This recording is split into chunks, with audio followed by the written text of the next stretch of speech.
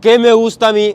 El Cupra Ateca. Y ojo porque tenemos nueva mecánica en la gama del Cupra Ateca, porque ya no es un 2000 T6 de 300 caballos, sino que ahora tenemos la nueva mecánica 2.0 T6 de 190 caballos y seguimos manteniendo tracción a las 4 ruedas. Un coche que a mí, ya os digo, en cuanto a diseño, me parece muy bonito, muy atractivo y que ha sabido pasar pues, muy bien todo el paso de los años, ¿no? Al final el Ateca es un coche que lleva bastante tiempo en el mercado y al final es un coche que ya tiene sus añitos, va a cumplir ya mismo 4 años, y en el renovado restyling que lanzó Cupra hace aproximadamente 3 años del Ateca, pues la verdad es que se ve muy bonito con estas ópticas y sobre todo en la gama Cupra con esta parrilla específica, con las entradas de aire, con parachoques, en definitiva, pues mucho más deportivo. Un coche que mantiene la esencia total de un SUV, no es como un Cupra Formentor, pues que tiene un estilo un poquito más coupé, un estilo más crossover, no es tan SUV y además es más bajito, porque al final el Cupra Ateca pues sigue manteniendo muy buena altura libre al suelo, como podéis comprobar, me cabe prácticamente toda la palma de mi mano, y es un coche que podemos seguir utilizando incluso fuera del asfalto, nos lo permite por esa altura libre al suelo. Y ya os lo digo yo, porque yo he sido dueño de un Cupra Ateca de 300 caballos y lo he metido mucho por campo, lo he puesto a 3 ruedas, he hecho bastante uso fuera del asfalto, y es un coche que se comporta bastante bien, aunque sí es verdad que no es el punto para el que está pensado, pero nos lo permite.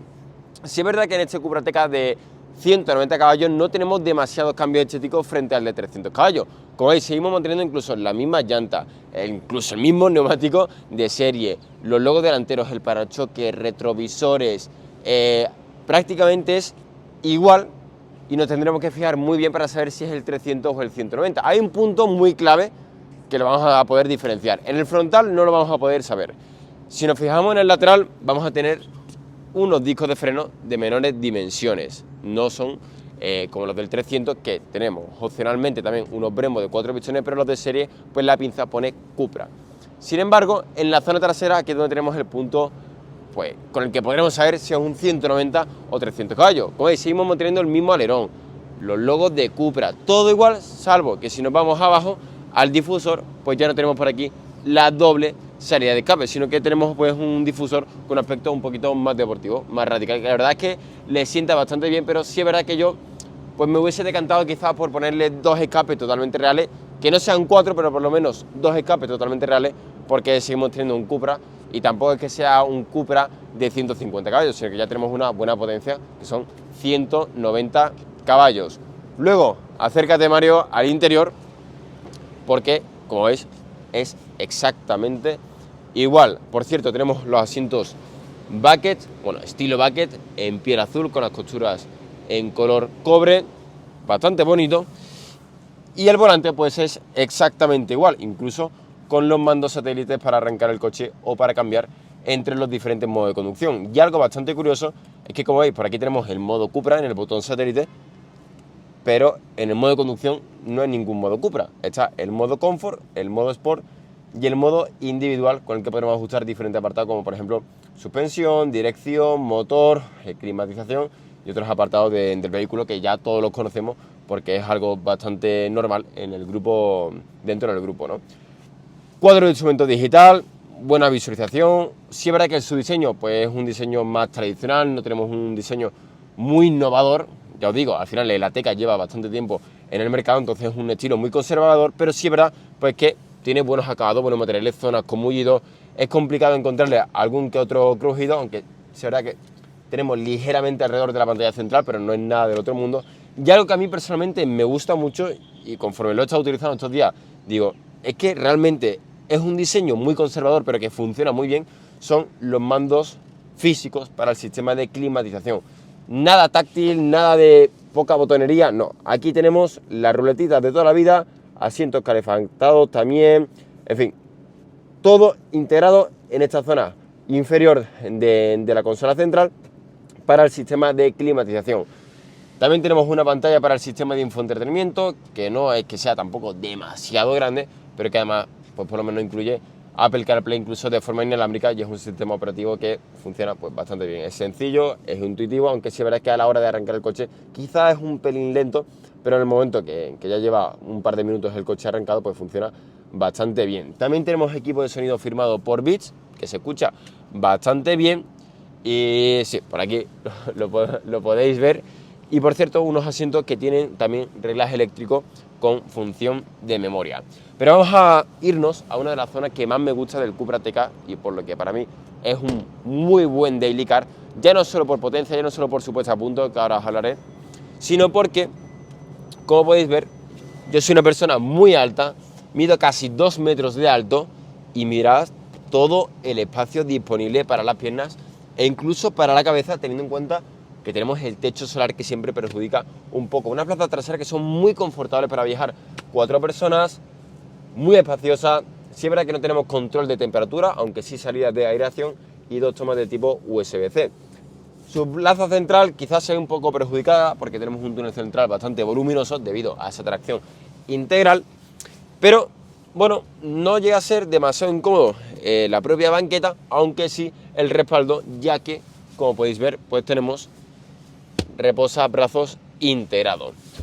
Vamos a irnos hacia otra de las zonas por las que tanto me gusta este Cupra Ateca, y es claramente su maletero, que además es muy aprovechable porque sí, por cierto, tenemos apertura totalmente eléctrica, pero es un maletero muy, pero que muy top. Cubica 490 litros. Sí es verdad que no tenemos doble fondo, ya que tenemos la rueda de repuesto y el subwoofer del equipo de sonido Beats, pero es un maletero muy cuadricular y muy aprovechable en todos los sentidos, y además pues con esa apertura automática del maletero, incluso con función de mano libre, que prácticamente podremos pasar el pie, a ver si ahora no me quiere dejar mal, es porque está encendido. E incluso con la función de manos libres, porque como veis pasamos el pie y ya se abre automáticamente el portón. Un coche que a mí, ya os digo, en cuanto a diseño me parece muy bonito, sobre todo la zona trasera, ese rollo tan cuadricular y de repente cómo se ensancha a la altura de la cintura, que me parece una línea súper bonita. Me encanta su parachoque, me encanta el difusor que le han puesto a pesar de que no tenga una doble salida de escape. Es un coche que a mí me gusta mucho, es por eso que yo lo tuve, y al final es apto para todo, para una familia, para si te quieres ir a una conducción un poquito más deportiva, aunque sí es verdad que tenemos que hablar ahora de su mecánica, porque al final, ya os digo, no es el 300 caballos y eso es algo que se nota a pesar de que tengamos el mismo bloque de 2.0 litros de cubicaje. Abrimos por aquí el capó. Algo que no me gusta, y por cierto, como pesa el capó, está muy sonorizado, es esto, que tengamos que utilizar la palanquita para poder mantenerlo abierto.